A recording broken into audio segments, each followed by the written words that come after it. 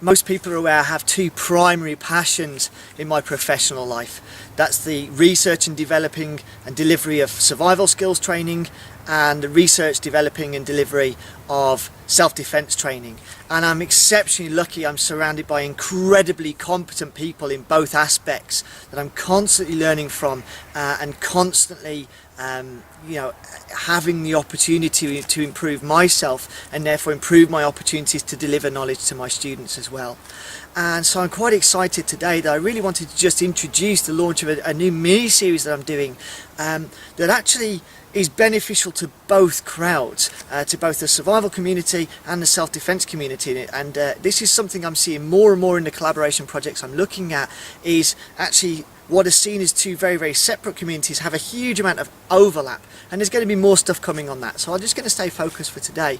And what I'm going to be looking at is a self-help, or maybe better still, self-treatment mini-series. And the reason being, it became more and more apparent to me in some of the training I've done just lately, and particularly when we're looking at edge weapons defence, primarily knife defence, that people will use these stock phrases, be prepared to get cut, this is a lethal force to encounter, and therefore only one of you might work away, and all this kind of fantastic sounding stuff. And then people will talk about specific techniques on knife defence, and then kind of wrap up the class and, okay guys, away we go. And what I really wanted to do was kind of pick up where that left off, because in my mind, let's say, I'm fortunate enough that I survive an edge weapon encounter, and I'm lucky enough to actually walk away from it. I'm probably going to be walking away with a relative degree of trauma, most likely at life-threatening level, because if I have got cut, the human body, being made of relatively soft squishy stuff, doesn't respond well to sharp things getting passed through it. And I see very, very few, if any, schools really addressing that point, other than, oh, if you've got cut, seek medical attention. Well, the fact of the matter is, in this day and age, medical attention might come relatively swiftly, less than 10 minutes, but I might not have 10 minutes, especially if I've hit, a major artery or a vein or a vital organ.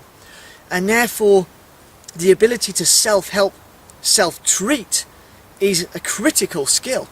And exactly the same in our wilderness survival scenario, in that I probably haven't got help available to me. If I cut myself with the knife that I'm using, or burn myself severely, or fall and hurt myself, there's probably only going to be me that's going to deal with that situation, because there just isn't any help to call on or anyone else around. So with those in mind, this is the introductory video of a series of looking at individual trauma management, self-help, self-treatment, put it under whatever category you wish to. The first thing I want to talk about very, very briefly today is that the principle of triage. Triage literally translates or is defined as the ability to prioritize, and this is something we need to bear in mind. If I go back to my knife defense encounter, it may be that I've got one bad cut, it actually may be that I have multiple cuts. So it's not enough just to know wound management. I need to be able to prioritize, well, which wound needs to get managed or treated first, what's the most life-threatening or serious. So the reason and ability to triage is absolutely critical, because if I start treating the first wound I come to, but that wound isn't the most severe, that's going to give me real problems, to the extent I may not be around to treat the next wound, because quite simply I succumb to the level of injury.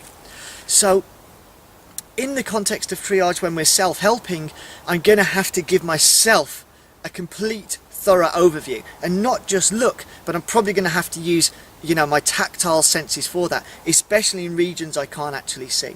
Now, all of the lessons I'm going to deliver, I'll be doing practical demonstrations, and the nice thing about this, I don't need any help because I'm looking at self-helping. But I just wanted to say, like I do, introduce the concept of this series that's coming. These videos are going to be hopefully released in relatively short order, and I hope you guys enjoy it. And if you've got any questions, please do message me below and let me know what you think.